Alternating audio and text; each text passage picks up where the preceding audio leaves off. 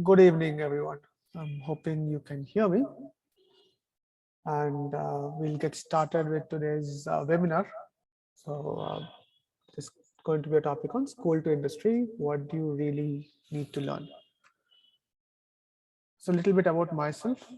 So, I was born in Salem in '84. 3 years later, joined the school, Vidya Mandir, and from there went on to college in Coimbatore. Didn't uh, yeah probably didn't leave Tamil Nadu for a long time, and then moved to Bangalore in 2005, and I have been working in Texas Instruments since then. I've been associated with Silver from 2013 since Anandi started the company, and yeah, it's my uh, quick timeline of institutions and industry associations. Today's topic is going to be from my perspective. The perspective is from 15 years of industrial experience, conducting over 1,000 interviews, mostly with jobs related to the industry I'm in, that is the technology industry. And I have about 5+ years in talent development, includes training of people with 1 to 5 year experience, and also conducting advanced training for people with 5 to 10 year experience. All right. So quick look at some of the common education parts that we have, right? I mean, the primary school or the primary education, 4 to 6 years we spend there. Then the secondary education, we spend about 3 to 5 years, either from a secondary school or junior high school or grammar school, different words used across different geographies and cultures. After this, there's an option to go for vocational training and do a job, or go to a university, spend 3 to 4 years, get a job, go to do a traditional bachelor's engineering degree, get a job. So that's the most common path. Some of us probably do a job and after some time decide to go for higher studies, or some of us directly go from the undergraduation to the post graduation, and that's another maybe 1.5 to 2 years. So this is the most traditional education path that is popular and probably universal in its approach across the globe. So the key part about this is most of the job or all of the job is associated with the tertiary education, right? After you finish your primary, secondary, then the tertiary education, that's when we look for a job. And jobs between education is also extremely popular. That is because, well, higher education costs money, and since we have an opportunity to earn, it's interesting that we can support our own education. It also helps building our curriculum vitae, so that if we go go for premier institutions, we'll come to what those mean. Some of them expect to have a very colorful CV, and obviously experience. It also helps to see what the real world is before deciding whether we really need a master's degree or a postgraduate degree or not. These are some of the common words we get to hear when we are looking for universities, or even schools, or for that matter. There's a sense of social tiering, right? I mean, we hear someone says this is like tier 1 universities, tier 2 universities, tier 3 universities, or the elite universities. Some also have different numbers like S to F in terms of grading. So again, not saying that these words are important for making a decision as to which university to go to, but this is common social practice, and many of us are familiar with these words, and many of us are probably aspire to be in a higher tired university for a school for education. What are the perceived benefits of these higher tiers? I mean, one is obviously networking.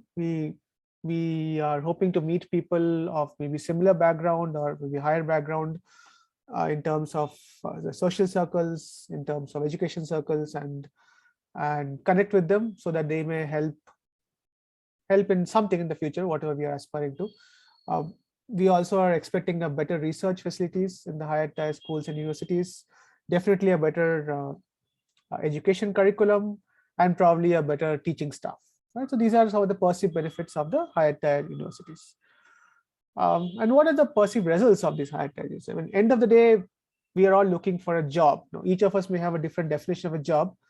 Some of us may want to give back to the society through an institution, or even working as one or two people, but they still a kind of a job. It's a regular uh, work with the intent, either the intent to earn money, intent to make a difference. It's still part of what we call as a job, right? So the end goal is kind of always to be a job or to continue our learning. So I'm assuming that the learning path ends, job is uh, where we would end up with.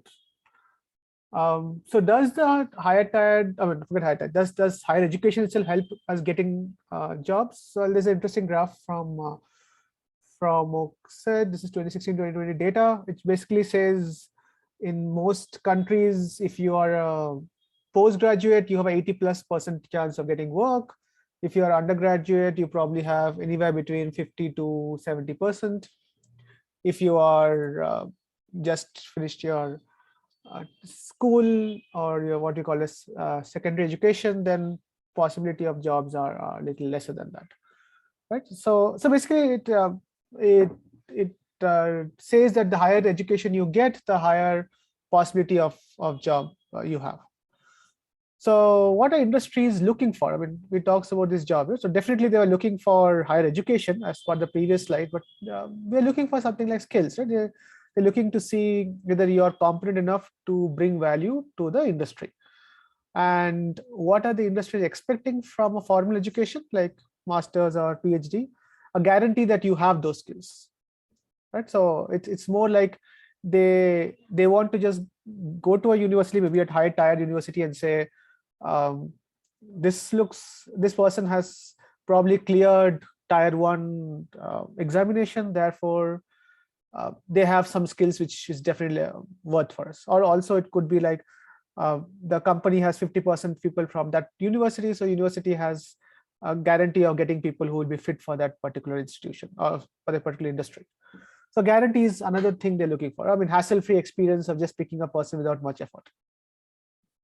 And what are the formal education systems looking to do to guarantee these skills? Training and assessment, right? So getting students to learn certain things, making sure that do learn certain things.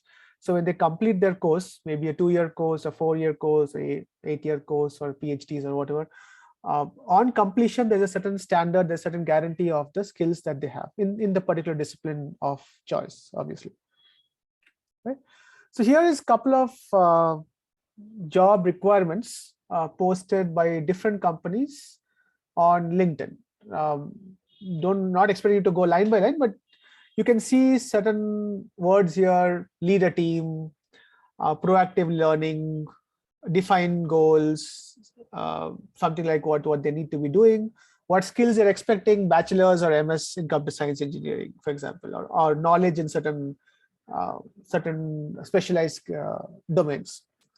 And education, again, good university. So one company has mentioned it as good university. So that could probably mean tier 1, tier 2. It could mean whatever good is in the definition of that particular industry. Another one, probably this is someone who is not expecting too much of a degree, just saying a bachelor's degree or better in computer science. That's good. And some specialized skills here and there. They also use words like you get the opportunity to do something and things that will entice the person to join the company. But purely from a skill point of view, they're also asking for some kind of a formal degree here. Some more examples here, right? This is on the left. I found something interesting where someone has a physical requirement to carry 5 pounds of load up to half a mile. So maybe some of the companies, even though these are core technical work, they do require certain physical fitness for doing the work. So again, Bachelor of Computer Science or something, then 2 years experience. So you will see these words very commonly used in industries asking for people to apply to join them, right? On the right, probably a little bit more senior role, they're asking 9 years of experience. Probably they're also asking for a bachelor's degree or advanced degree in engineering and computer science. So these are various degrees. What you see here is people are asking for a certain degree. They are not, some of them are explicit on exact skills they need, but some of them are just expecting that if you have this degree, you should be good with us. And along with degree, one of the most common thing you will see mentioned in these job applications are uh, need leaders, need to be able to work with people, use better, have good communication skills. So a lot of these are not assumed to be part of your education in some demographics at least, right? So they explicitly mention this, and many things are implied being a part of being part of your education degree. It should be covered. So what are the skills that industries are looking for, right? I mean, if you look from a broad classification, we have analytical skills. They need to be able to learn certain aspect and do it repeatedly, keep improving what they are doing. Those are come under analytical skills. Creatives, more like the problem solving. You have a new problem, how do you solve it? If you have known partial information, how do you use that to your benefit and build on top of that? So all these are creative aspects of skills industries are looking for. And social, because nobody works in a vacuum, even though we are all remote today. There are a lot of activity that still happens across people. And these are working in teams and things like that. So social skills are very important. Social involves working in a team, leading a team, building a team, and so on and so forth, right? So these are skills industry is looking for.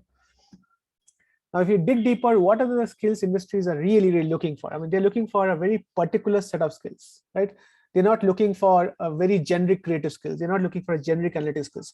They have an extremely particular focused skill they need for doing that particular job, right? From the division of labor aspect of our capitalist society, or any society for that matter, we don't look for generalists. We all look for specialists, right? I mean, somebody is building a watch, we're looking for a person who has probably done a lot of electronics or mechanical engineering and things like that. Somebody is building aeroplanes, they'll have a very specific set of skills which may not be relevant to people who are probably writing software for, I don't know, for making bicycles for that matter. Right, so they were looking for a very particular set of skills, and these particular set of skills are also divided into two core dimensions. One is there's a hierarchy of jobs in any industry, right? I mean, you have an entry level position, individual contributor, a manager, and then multiple levels till the chief of that particular organization. So each of these require different set of skills and maybe different levels of creative, analytical, and social skills.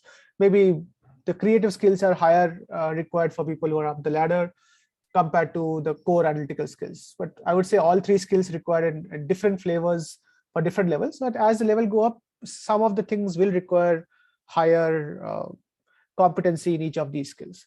And also there are different aspects of job. I mean, you have lower level jobs, you can have some 10-15 versions of it, like I've shown somewhere on the right side on a civil engineering job section. So overall, each of these boxes require very specific set of skills, and those set of skills are probably not something which is covered in a generic education that we are looking in terms of school, college, undergraduate, post-graduation.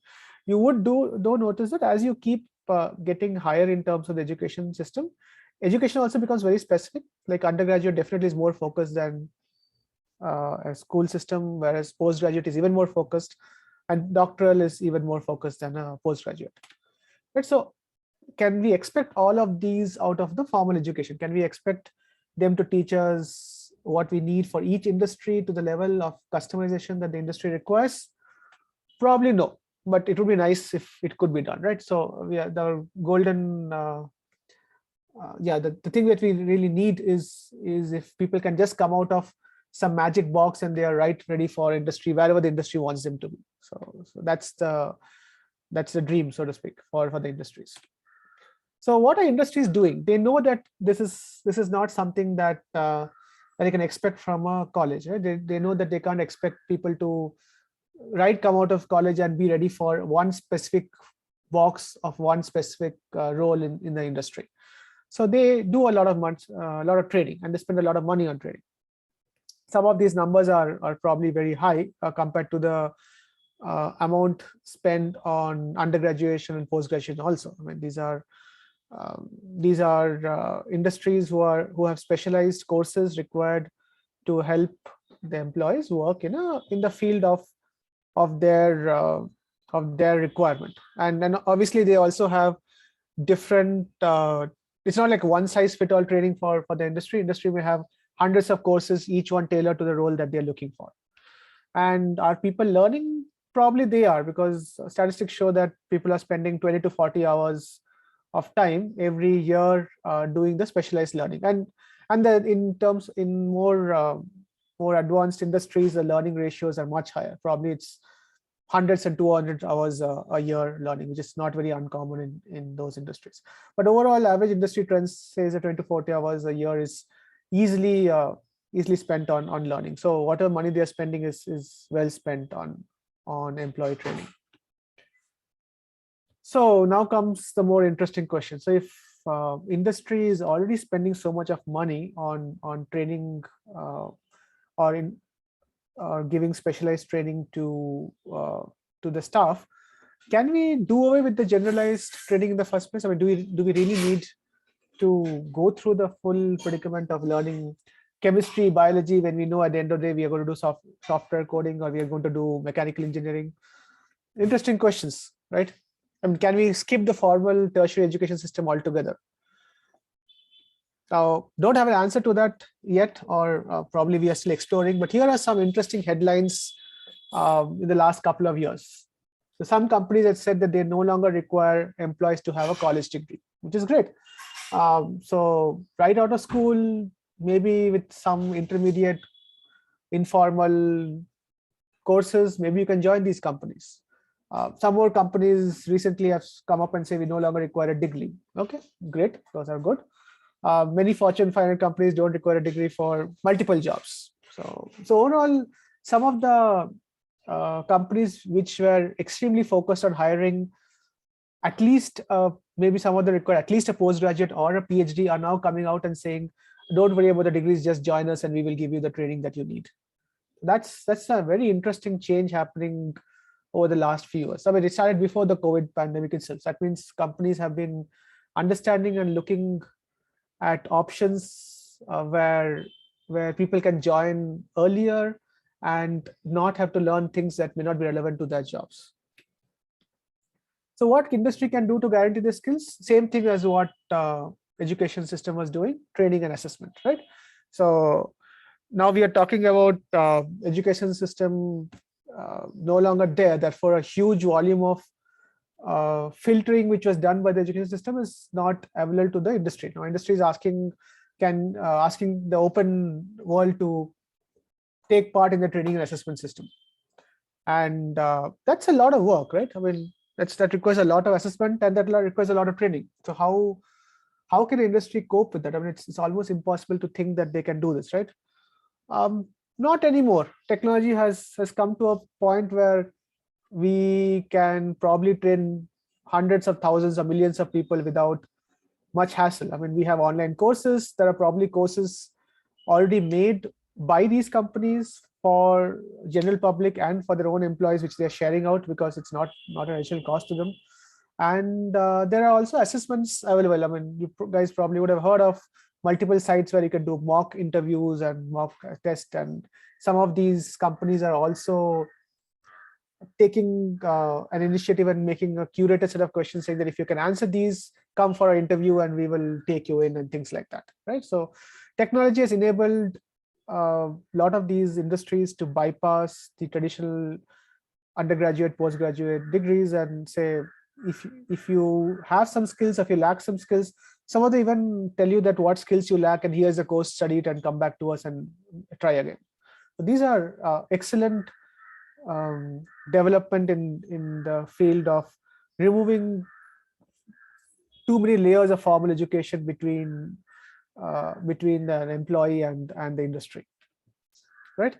The other question comes up is it too early for people to join it? Maybe they need 5 to 7 years of more time after they cross 18 to to start a job. Maybe they're too early to even think of understanding what money is, what a job is. Maybe they don't have the right mindset. Maybe they are not mature enough to handle the pressures of the industry.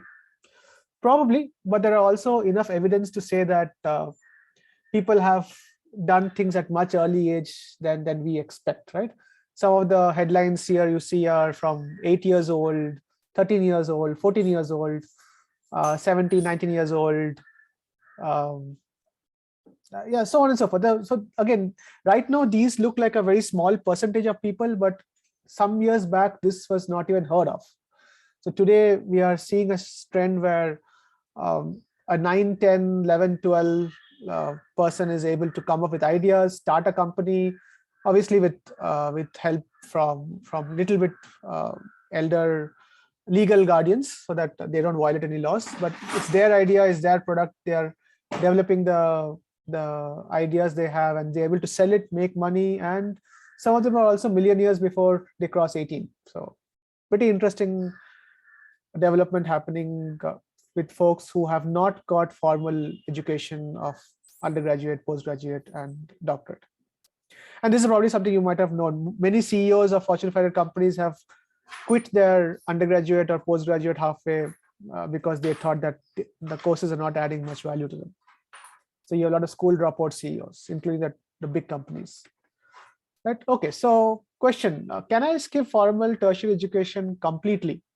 Well, again, hard to say a yes or no right now. So let's just explore what is out there and see if we can make sense of this world, right?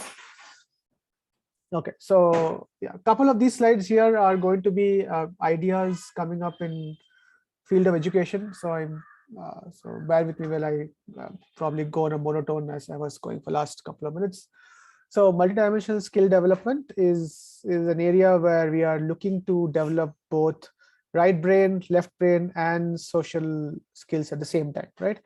So again, we're not talking about a particular topic here. We're not talking about math, physics, chemistry, but in general, analytical, creative, and social skills. So every topic that we have, right? Let's say we take a math or we take physics. Each of these have an aspect of creative side, has an aspect of social side, has an aspect of analytical side. So let's take, for example, biology, the discovery of DNA, right?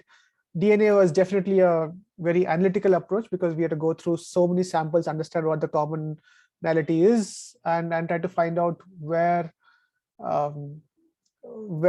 is the fundamental building blocks of our life. At the same time, there's a creative aspect to it because they are trying to come up with something for which there was no precedent. People didn't have much understanding the back end of how this should even look like. So they came up with ideas, it didn't work, they threw it out, slept on it. Maybe some ideas came in the dream or sleep, tried it out, worked great, they made 10% progress. So a lot of creative problem solving skills went into this.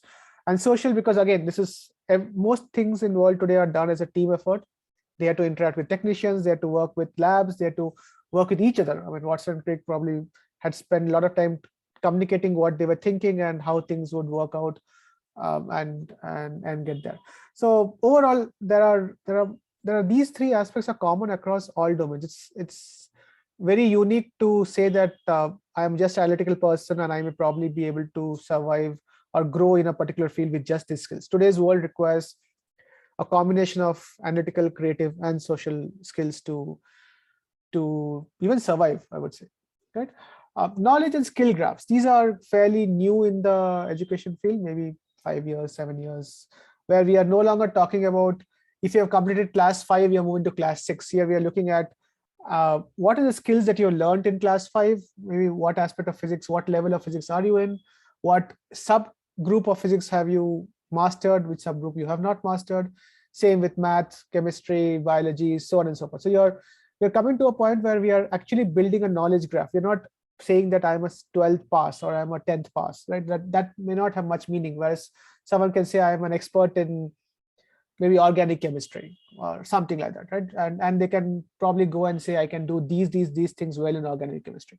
So we are looking at specialized graphs coming out of this entire education system. So we are we are probably not going to be looking at saying, okay, a 10th person pass can join, or not 10, maybe K12, right? So 12 pass can join Google, but a 12 pass who has great skills in these aspects of math, these aspects of physics, these analytical aspects, then yeah, then they can definitely be a candidate who can apply for Google, right? So these are interesting mindset shifts coming in, where if we are able to prove our specialization in a particular node of a graph, that builds an understanding of what job that we'll be good for. And this is a very, very important aspect of learning. So we need to accept and understand that there is multiple intelligence. Some people learn kinesthetically, some people learn through interpersonal associations, some people are more logical, some people use words, some people learn through nature, intrapersonal, they like to be left alone to do their learning, visual, musical. So there's different aspects of intelligence, and if we brand someone as this person is not good in math, probably this person is not good in math if you approach it from a logic point of view.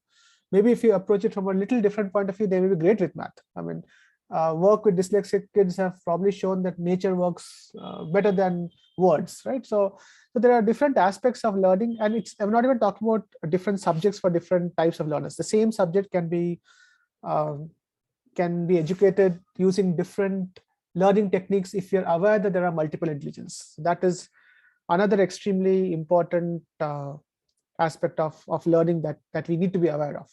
Now, why are we talking about all of these? Because we need to understand that there's something called as a bell curve, right? I mean, we on a whole, there's an average, right? I mean, research has shown that the average is shifting year on year to one direction. Whether the direction is positive or negative is different altogether. But we as a civilization are moving the entire graph. But at any point of time, there's always going to be an average. There's going to be someone who is below the average, someone who is above the average. Now, oftentimes we associate this bell curve on a holistic level on a person. We say that the person is average or the person is below average. Instead of that, maybe with our understanding of the previous two slides, we could say that a person's physics understanding when learned through interpersonal skills is average. Maybe physics with respect to learning through kinesthetic will be above average. So we probably have not even explored the space to decide or to mark a person as fit for a job or not, or fit for a particular skill or not, unless we explore every single aspect of learning and field combination that there is. So that the space is huge. It's very easy for us to brand someone and then move on, but it's hard for us to find something that works with the kids. So today's education tries to take account of different intelligence, different learnings, different knowledge graphs, and that leads us to what we call as a 21st century classroom. Right?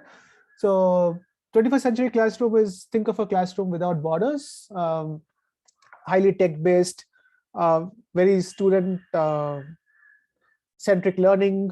Some of the learning are through interpersonal, some are through intrapersonal. Kids can make projects as a group. They can learn on their own. Some can learn kinesthetically, some can learn maybe through nature. The source material is available in multiple formats so that the kids are able to associate what they want.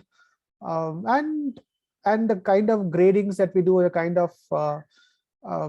of number that we assess with the kids, saying that this student is good or bad, is also very different in 21st century classrooms, where we focus more on what exactly is the kid good at and not give a overall brand to the kid, right? And definitely there are research showing that this has been much more successful, and we are able to get more kids to be productive in at least one aspect of their interest. Some of the other ways industries are closely tying up with schools directly, not through the undergraduate programs, is by organizing science fairs. Some of the most popular one is conducted by Intel. I think they have about $4 million of prize, and oftentimes you may see a news coming up, Indian kid has got the first prize or something like that.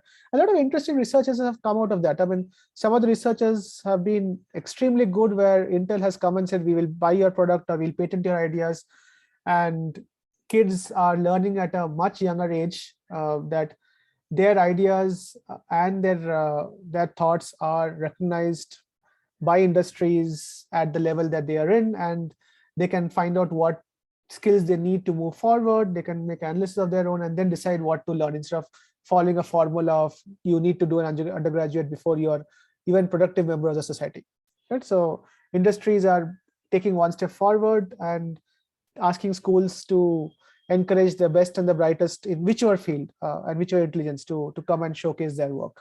This one is particularly on science fair, but there are similar fairs conducted by different industries. And this trend is just starting. I think Intel has been doing for maybe 5 years. I'm not very sure about this, but I've been hearing one of my friends in US whose kid has been participating for the last 3-4 years. All right, so we are almost at the 70%, 80% of our talk today. So these were the questions that I had posed up in the not in this particular session, but as part of the mail you would have received on the topic, that these are questions which we are trying to address in today's talk. What skills are the top tech companies looking for? Is school education sufficient to land a job in the high-tech industry? Are the school students mature enough to join the job market? Is Indian school competitive to create entrepreneurs? So you had seen glimpses of answers to these questions in the talk so far. And if I were to summarize it, yes, they can. With 21st century education, multidisciplinary learning, definitely they will be able to join the job market, be productive member of society, be entrepreneurs or whatever they want to be.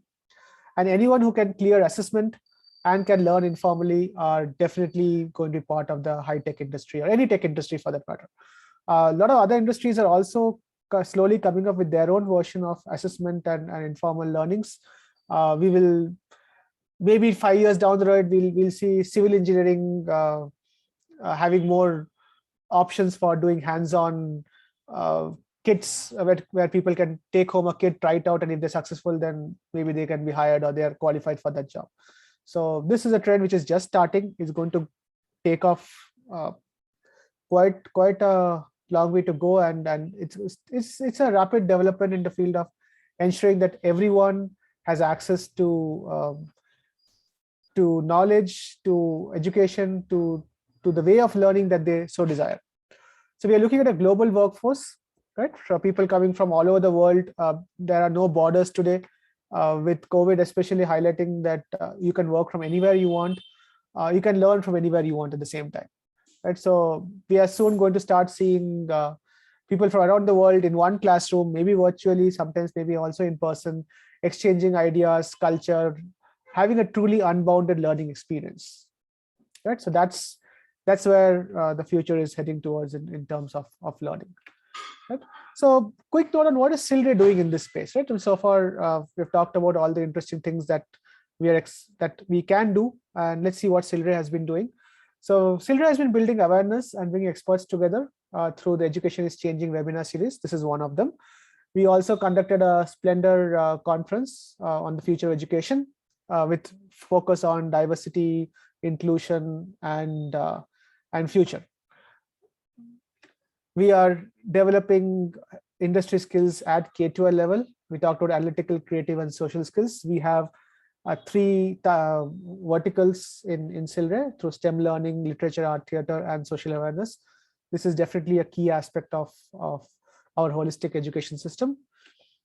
We are also helping learners to learn how to learn, which is where the informal learning comes in, through project-based learning, learning through informal and formal learning systems, personalized learning using technology, and showing real-world experiences to our young learners. Right? With this, I am done with my webinar talk, and yeah, open for anyone who has any questions. So do let me know if you want me to explain or elaborate on anything I've talked today, or anything for that matter.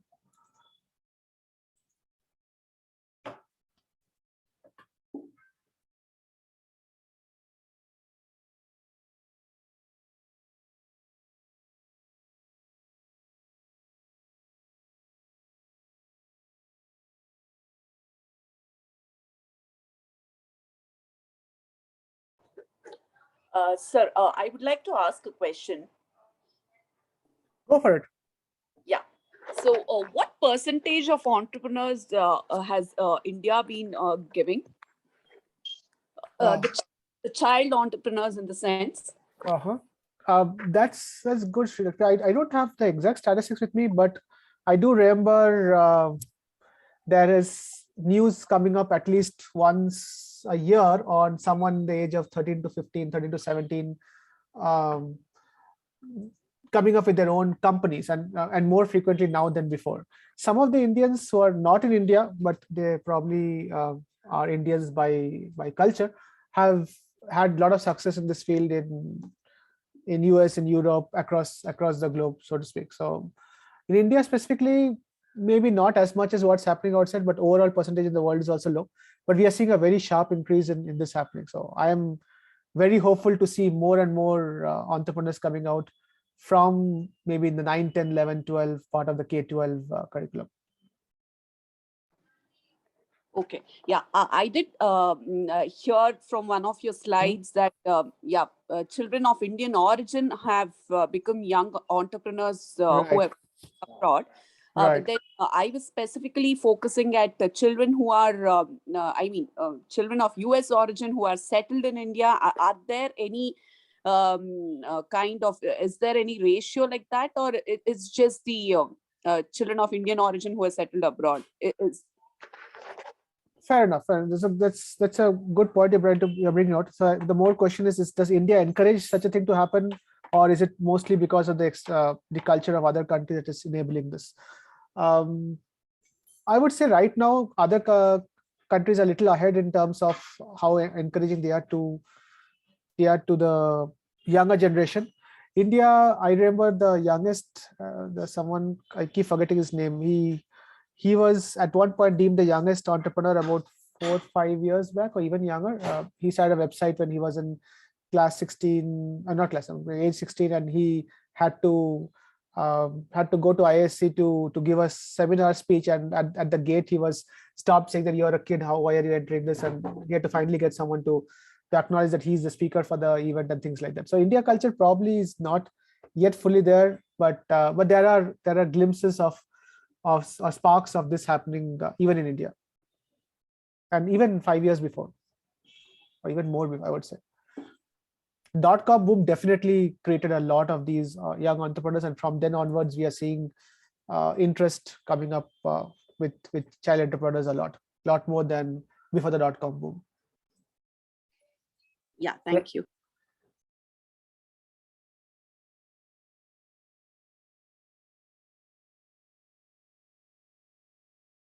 Right. On the chat, I see a question from Anandi. What changes do you foresee in the near future in college education in India? So that's a good question. So one of the key things I would say, at the end of the day, we are all looking for jobs or to continue our research, right? So given that university and industry collaborations will be very key to the success of how education is going to be in the future. So for example, I personally am responsible for multiple university projects where I work with universities and say, okay, this is what the industry is looking at. Here's some seed funding from the industry. Go ahead and give us success in a couple of these domains and see how it comes out. So the colleges, both in undergraduate and postgraduate, are going to start fine tuning themselves more to the industries. Industries are getting more specialized day by day. So there are companies coming out who are going to say, I'm just going to work on this particular mathematical problem, and there's a lot of value or a lot of money associated with that. So give me your best students who can work on this. So we'll start slowly seeing more finer sub skills or more finer knowledge nodes added to the university in terms of curriculum, in terms of general interest, and funding from various industries are going to start directing how and what are taught in campuses. All right. Anyone else?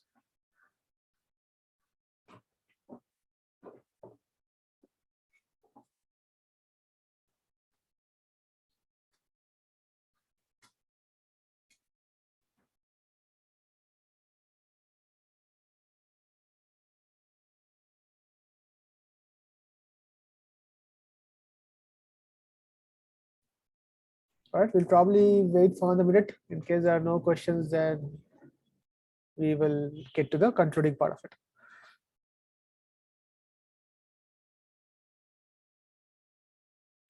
I just had another question. Sure, go for it. Yeah. So when you say the entrepreneur skills, so would you see a lack of that in Indian education system? In terms of education system, definitely. So education does not encourage entrepreneurship on its own. So most of the young entrepreneurs who are coming out, they have been encouraged by either their peers, in terms like maybe they have peers outside India, maybe their parents, maybe their relatives, maybe the kind of society they grew up in. But today, education as such does not encourage entrepreneurship. What it does, or what is doing recently, is accepting the thought that there's a possibility of people becoming entrepreneurs later on in their life, not now. So they are introducing the idea that they can become entrepreneurs as they grow up, as along with the usual thing of engineering, doctor, lawyer, or whatever is the popular trends that is there. So the idea is seeping in. Even the most progressive of schools, they are letting people know that entrepreneurship is one dimension that they can think about, but it's still too early for any school to have even started adding entrepreneur skills to their courses. I would say campuses are now adding it. At least in the last 5 years, I have seen the IITs, NITs, and some of the colleges started to add entrepreneurship course to the not a course, I would say a class to their list of subjects that they request kids to take, or the students to take. Some of these are electives, some of these are part of the curriculum, so they don't miss out on it. So, but in schools definitely don't encourage on as part of the school curriculum. What encourages these entrepreneurs are the peer network, their friends and family, and the society around it. Okay. Right. Do we see partnership devolving down to schools, maybe at PU level? Absolutely. So Intel is one of the first companies I know who are partnering right down to schools and telling them, give us your best kids and ask them to participate in fairs. If they do great work, we will take their ideas, patent them. We may not give them a job offer right there, but we may tell them that once you have crossed legal age, you definitely can come join us for work. Definitely, the legal age is a part of it. And I think some of you might have noticed recently, government of India is thinking of increasing legal age of marriage at least to 21. And I don't know what the job. I think job is 18 plus. So they are kind of saying everyone that please finish your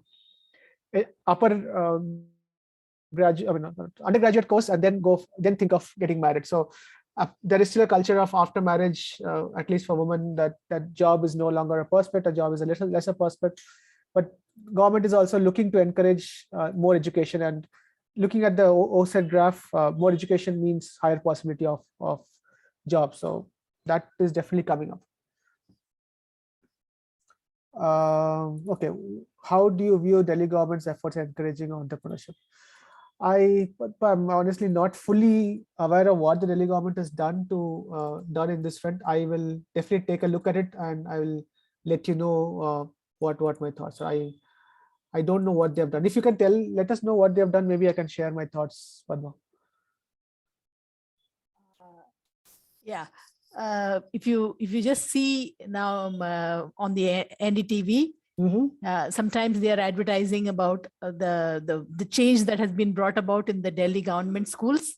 Oh, fantastic! By the Education Minister Manish Sisodia. He's come up with a book, Shiksha. Okay. Yeah, which outlines how they have transformed the entire government school education in Delhi. Oh, fantastic! And they have also come up with one like the Shark Tank. Right. They've come up with something called Business Blasters. Fantastic. Where students are encouraged to come up with some discovery or invention or some fantastic. Productivity raising entrepreneur. And then if any, like seeking a venture capitalist for their and the advertisement that goes saying that there's a very catchy advertisement also which does the round, There is everybody is asking the child when he's walking around or they're looking at it, that what are you going to study next? What are you going to do next? Right. Nobody, but the child wants to be a person who wants to provide jobs. He wants to be an entrepreneur. Nice. Excellent.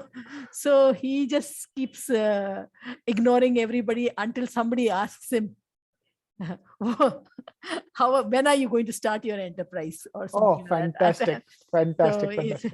So are you going to be a job creator or are you going to be a job seeker? So fantastic. The tagline is, please be a job provider rather than a job seeker. I am 100% with you on this, but this is definitely the need of the hour, because there's only so much a government can do in terms of providing jobs. Being job creators is the most important aspect of it. I am 100% with you on this. This is a great initiative by the government. I think awesome. I don't know whether it is too much of publicity, but there's some groundwork has been done. I mean, it's not without any solid work that has gone. So there is some good solid work that has gone into. Absolutely. I mean, even if it is just right now a kind of a talk or or this one by the government, just the fact that they are airing this commercial is going to give other people idea. Yeah, that's it. So I think the other state governments should take an inspiration with they would. I'm thinking next to follow suit will probably Maharashtra and Karnataka. We are the most entrepreneurial other states. So, and Gujarat and other ones. Definitely they're going to start coming up. I think this will be really, really amazing to happen. We need some more things like Shark Tank in India. That could really bring it up. Yeah, this is titled some Business Blasters or something. Business Blaster. Okay, that sounds really cool. One interesting thing I do remember, again, it's a quote from a person I keep quoting, and I don't know who has originally said that. He keeps saying that India does not have an unemployment problem. We have a lot of unemployable people in the country. So basically what they say is that we have people who just for the lack of skills are not able to get jobs. It's not that that we are not having enough jobs. We have jobs where people don't have the right skills and they are not able to join. So skill development, I think, is the primary thing, and entrepreneurship is 100% the right way to do it, because the more jobs we create, the more exactly, innovations and it will continue. The change will continue, right? Okay, we'll have more and more jobs being created. Basically, from that. The new education policy is really amazing. Amazing. It's moving towards that, and the number of such courses, such skill development courses. Right. It encourages a lot of that. From, like you were saying, 9, 10, 11, 12. Correct. So these are these little courses, 3-month, 4-month courses. Correct. For 9th standard onwards. Yeah. Skill development. Exactly. Yeah. So skill development is the need of the hour, and the best part of skill development is you don't need to be in the top of your class to do something. You just need to know the skill. It's nothing to do with the marks that you have. That's right. And it's totally not an examination based thing. Exactly. But it will have to be ultimately a project based. Correct. Because no point penalizing someone for lack of history if the person is not going to use history ever. So skill is the right way to go.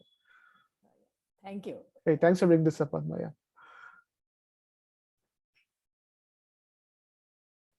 All right. I think if we are done with questions, we can close for today. Sakina or Kausar, do you want to close this?